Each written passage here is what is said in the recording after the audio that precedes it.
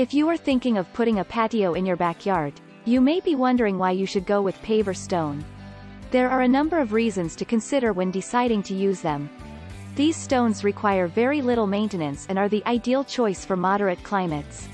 While the advantages of pavers over concrete pavers are obvious, there are many benefits that come with using them.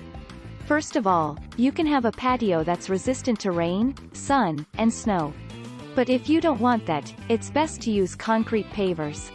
You'll be happy with the end result, and you won't have to worry about sealing or repairing the surface because it will be weather resistant. Because paver stones are made of natural stone or concrete, they can last for many years. They are also easy to repair and maintain, and they're less expensive than brick or wood. Plus, you can install new pavers as needed. Furthermore, if your patio is damaged in the future, you can easily replace damaged ones one by one.